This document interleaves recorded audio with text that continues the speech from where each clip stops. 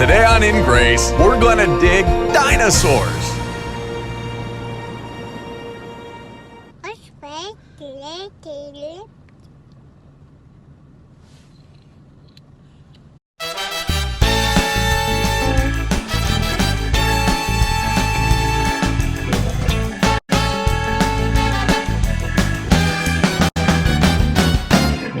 Hi, welcome to Gigi's Place. I'm so glad you came. Come on in. Let's have some fun. What we find here is a display of God's wrath and God's judgment upon the earth. It's stark. Now, nowhere in there are you going to see a board that says God destroyed the world by a flood. You will not find that anywhere. As a matter of fact, you'll find everything other than that. That one thing will never be said because it is what God said. So, who are you going to believe? Are you going to believe the folks that have created the signage, or are we going to believe the Bible? And also, let's look at the evidence. All this evidence is the exact same evidence you're looking at or anyone else is looking at. You have a different perspective, different starting point than they do. They reject this idea that God created us. They reject the idea of a global flood. But we start from that point, and we also say, look, that it really does line up. If you went into this dig and you were just finding what you're finding without any presupposition, you would come to the conclusion that there had to be heat, there had to be abrasion, there has to be a massive calamity because of the scale of this. These formations, the Morrison is, you said, states wide, right? Yes. The formation that you're finding, your fossils, the formations that are here is all the same formation. So this isn't a little twist in the river issue. This is a really big, massive catastrophe that is, again, a sign of God's judgment.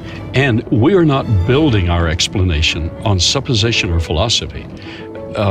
By nature, I'm a very objective, and even though I may not express it outwardly, a very critical person. I don't want to be sold a bill of goods that is not true. So we have actual evidence that there was a flood, that it was global in nature. We have evidence from biology and microbiology that these living systems had to be created. No evolutionary process could produce them. So we're on solid scientific ground and factual ground. We want the truth.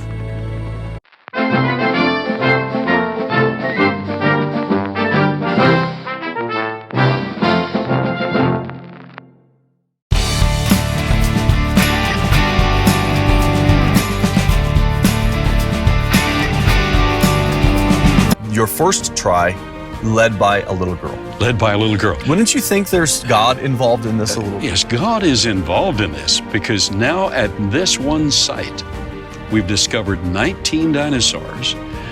One of them, a big Camarasaur, 60 feet long. Wow. And then we've discovered a Patasaurus, almost as long, Allosaurus, Stegosaurus, and Kylosaurus, the dinosaur with a big ball on his tail. And it's been astounding. In Texas, you're on the Paluxy River, and there are, and I've seen it in the drought years, and you've had a drought year this year, there's dinosaur footprints all over the place, and there's human footprints in that same rock. You are precisely correct. And that's the jugular vein.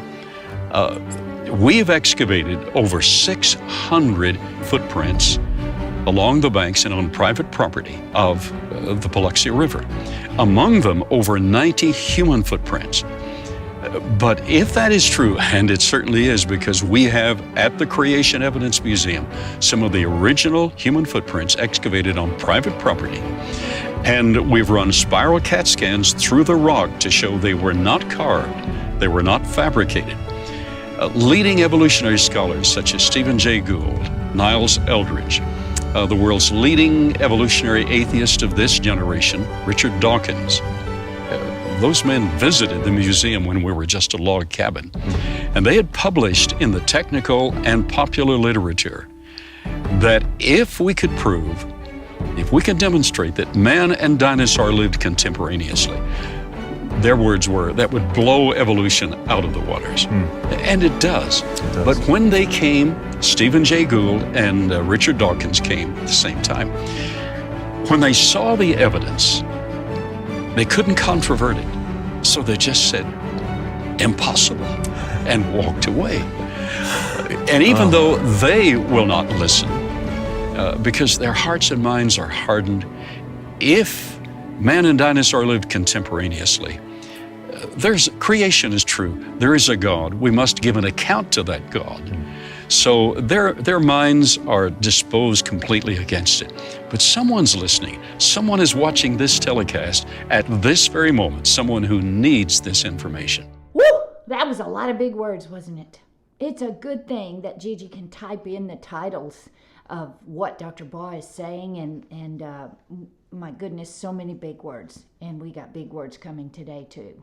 But I just wanted you to see and to hear one more time where Mrs. B and Gigi are going to dig for dinos in August with Dr. Baugh and Miss Belinda and Miss Julie and Mr. Carson, some of the people that you've already met. Anyway, lots of people. I wanted you to see it one more time just so you'd have it in your head.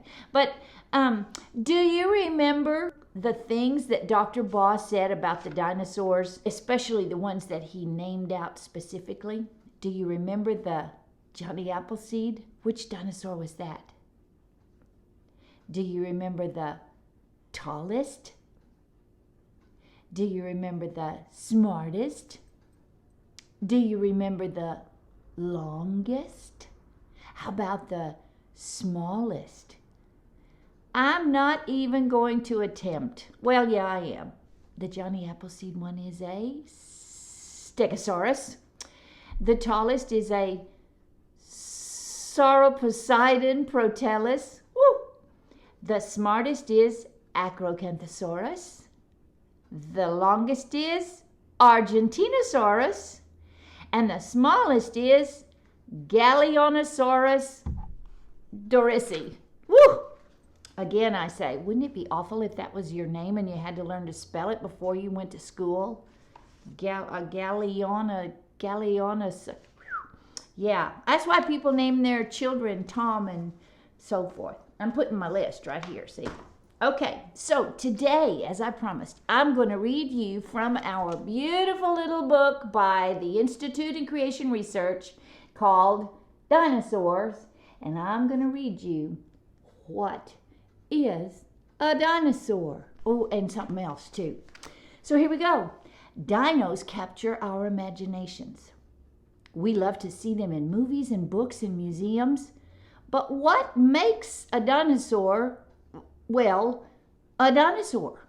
People must have been finding dino fossils for centuries, but it wasn't until, you ready, 200 years ago that they recognized dinosaurs as a new kind of animal. In the 1800s, a man named Sir Richard Owen came up with the word Dinosauria. And you know what it means? Terribly great lizard. Terribly great lizard. Well, dinosaurs were unique land reptiles. Reptiles include snakes and creepy crawlies that Gigi doesn't like. But these walked upright. God designed them in many shapes and many sizes. And they walked the earth more recently than you think. Scientists first thought dinos crawled on their bellies like lizards. Eventually, they realized these beasts were built differently. They had a hip structure that made their legs go straight down. Like this, not on their bellies, right? Their tails stuck straight out in back. And they were way bigger than the lizards you see in your backyard. All dinos, here come the big words, fit into one of 5 different categories. The name of each group is a pretty big word, so let's keep it simple with an easy way to remember them. Ready? First, sharp-toothed dinos.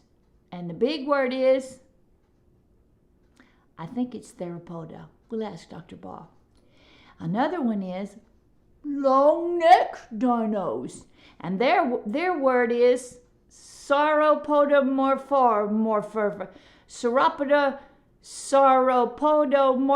Sauropodomorpha. And then there's duckbill dinos. Ornithopoda, ornithopoda, ornithopoda. It makes a difference where you put your accent, doesn't it? Then there's helmet dinos. Let me make sure my helmet's on straight. And those are called marginocephalia. Marginocephalia. Aren't you glad you don't have to remember these big names? And then there's armor dinos. Remember when Gigi told you about the armor of God? Those are Thyreophora. Okay, you think that's easy? Here's the words right here. Can you see them? My goodness. So there's 5 different groups of dinosaurs. Now, this chapter says, what isn't a dinosaur? Can you guess? Show you the picture. Okay, so it says, many huge, extinct reptiles are mistaken for dinosaurs, but they're not really dinos at all. There is a 50-foot-long plesiosaur, which resembles a sea monster, and the ichthyosaur had about 150 sharp teeth. Can you count your teeth in your mouth? Gigi doesn't have very many because she's healthy. But don't fall for their tricks. They're not dinosaurs. They're both marine reptiles. Every continent, including Antarctica, has mosasaur fossils. What's a fossil?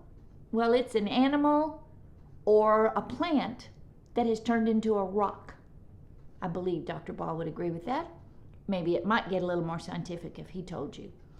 Okay, a 50-foot mosasaur could probably eat a person in one bite. Was he a dinosaur? Nope. He's a gigantic ocean-dwelling reptile too. Dino fact. No known dinosaurs had flippers, and it's not likely that any lived in the ocean. And what about those high-flying pterosaurs? They were flying reptiles with wingspans of more than 20 feet. Dino fact, no known dinosaurs had wings. Okay, so this guy right here is a pterodactyl. Okay, it's not a dinosaur. And down here are the pictures of the other things he was talking about. Look at the size of that big shark-looking thing. And here, I'm looking too. Here's some more. Look at the one with the flippers. Looks like a duck with seal flippers. We see the 10-foot Dimetrodon in dinosaur books and movies all the time. Which one of these is it? Okay, this is the Dimetrodon right here. It's one they're talking about. Okay, but he wasn't a dinosaur either. And the snaggle-toothed Dimetrodon was a reptile with legs that sprawled out from his body. But dinosaur legs extend straight down. Remember that, straight down, not this way. All of these cool creatures have some features in common with dinosaurs, and they lived on the earth about the same time. But God designed these reptiles with their own special traits that set them apart from dinosaurs. I love this little book, and you need to get one. So this link right here is going to show you where you can order it. Okay? Oh, dinosaurs are so interesting and so complex. Next time we're going to talk about what they ate. Might not be boys and girls.